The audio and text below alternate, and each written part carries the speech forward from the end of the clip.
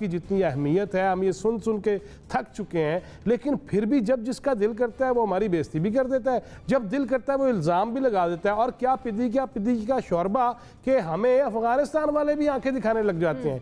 नमस्कार दोस्तों, आप देख रहे हैं इंडिया पॉइंट और इंडिया पॉइंट में आप सबका स्वागत है। इस वीडियो में बात हो रही है पाकिस्तान की भयंकर बेइज्जती के बारे में। Recently US president Joe Biden ने पाकिस्तान की भयंकर बेइज्जती कर दी है। यहाँ पे पाकिस्तानी मीडिया में डिस्कशन हो रहा है कि जिनका जब दिल चाहे हमारी घंटी बजा जाता है, हमें कोई भाव नहीं देता है, हमें हर कोई बेइज्जत करके चला जाता है। आज पूरी दुनिया है वो हमें नजरअंदाज कर रही है। इसी बात को लेके ये पाकिस्तानी मीडिया के आंसू निकल आए हैं।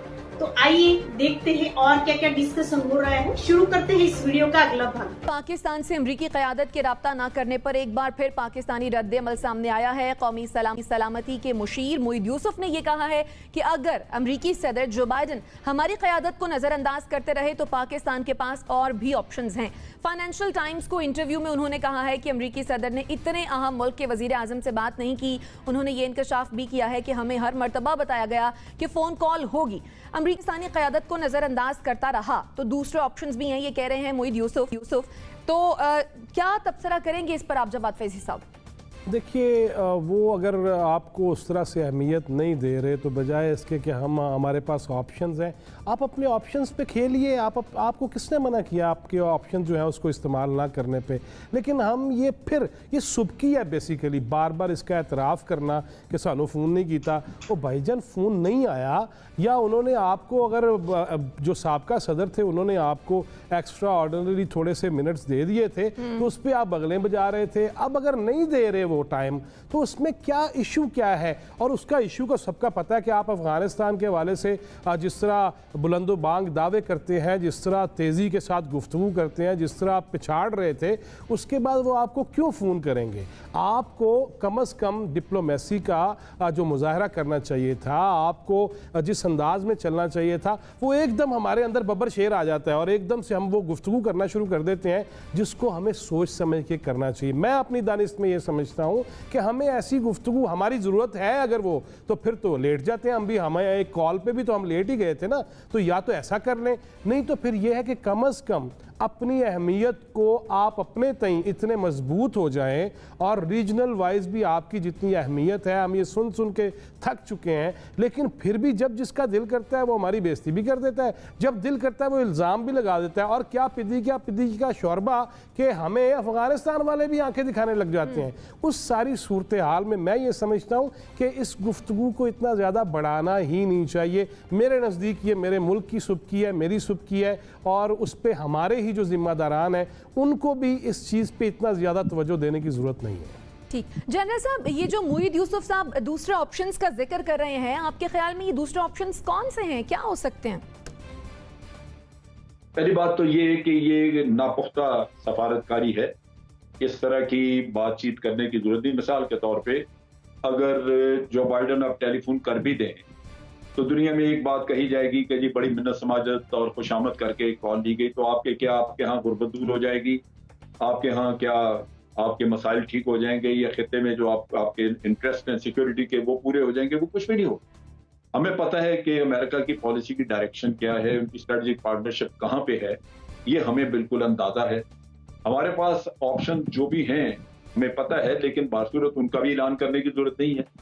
ये आपका एक सॉवरन राइट है कि अगर एक साइड से आपको वो आपके मफादात जो आपके नेशनल सिक्योरिटी से रिलेटेड है वो पूरे नहीं हो रहे, तो ये आपके मुल्क की जरूरत है कि आप दूसरी ऑप्शन आजमाएं। और दूसरी ऑप्शन कुछ हद तक आप ऑलरेडी अवेल कर रहे हैं, बिल्कुल उसको खुल के अवेल कर लें। लेकिन ये कहना कि हमारे पास ऑप्शन है, इसका मतलब ये है कि अगर आप एक कॉल कर देंगे तो फिर हम ऑप्शन अवेल नहीं करेंगे, फिर हम आपके साथ बातचीत कर लेंगे, खुश हो जाएंगे, बड़ी हम घर में ढोल बजाएंगे कि हमें कॉल आ गई। ये गलत है। मैं समझता हूँ इससे मोईद यूसुफ ने ये बड़ी नापुख्ता बातें की हैं जिससे कि शर्मिंदगी ज्यादा हो सकती है कल को अगर कॉल आ भी जाए। तो बेहतर ये होता कि वो ना ऑप्शन का जिक्र करते ना ही कॉल का जिक्र करते।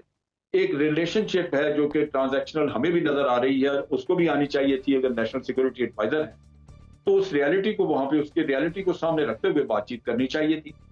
मुझे नजर आता है कि आज स्ट्रेटेजिक पार्टनरशिप उनकी भारत के साथ है, हमारे साथ नहीं है। वो फ्यूचर में अब वो भारत के साथ चलना चाहते हैं। हमारा वहां पे थोड़ा बहुत जो ताल्लुक था अफगानिस्तान का, वो भी वहां से वो निकल गए हैं, और निकलने के बाद अब उनकी वो बात भी वो नहीं रही कि उनका वहां पे वो मफाद हो कि पाकिस्तान की उनको मदद की जरूरत है, कि हमारा रास्ता इस्तेमाल करना, उन्होंने कुछ, वो भी खत्म हो गई बात। तो इस वजह से ये हकायक जो होते हैं इनको सामने रखते हुए मुंह खोलना चाहिए। अगर आप फालतू बातें या वही घिसी पिटी बात करते रहेंगे तो बिल आखिर आप शर्मिंदगी उठाएंगे। तो मेरे नुक्ता निगाह के मुताबिक इंतहाई गैर जरूरी बात की है, ये नहीं करनी चाहिए। कि अगर कोई हमें इग्नोर करता है तो फिर इसमें कसूर दुनिया का नहीं है, कसूर हमारा अपना है।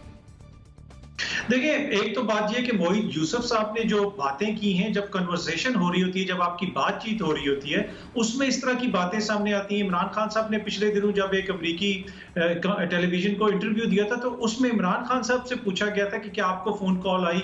इसी तरह मोहित यूसुफ साहब से पूछा गया कि क्या आपको टेलीफोन कॉल आई या इसका क्या मसला है, अगर अमेरिका ने आपके साथ राब्ते नहीं बढ़ाए तो फिर आप क्या करेंगे। तो वो फिर आगे से जवाब देंगे।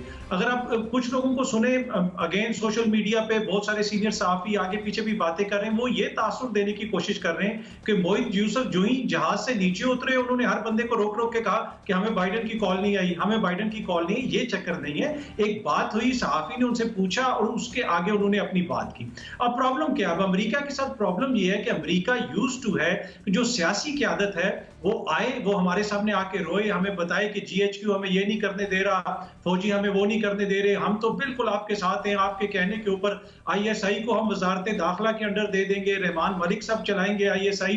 तो वो उस चीज के आदी हैं। अब हो रहा इस तरह है कि पहली दफा पाकिस्तान की रियासत एज ए रियासत एक्ट कर रही है। सीआईए के चीफ भी जब भाग के यहाँ पे आते हैं तो आगे से उनको बताया जाता है कि ये फैसले प्राइम मिनिस्टर हाउस में होंगे, ये हुकूमत करेगी। और जो बंदूक इदारों के कंधों के ऊपर रख के चलाते थे हमारे सियासतदान, हमेशा जिधर भी जाते थे वो अपने इदारों के खिलाफ रोते रहते थे। उन्हें कहते थे जी हम बड़े मजबूर हैं, हमारे इदारे कुछ नहीं करने दे रहे।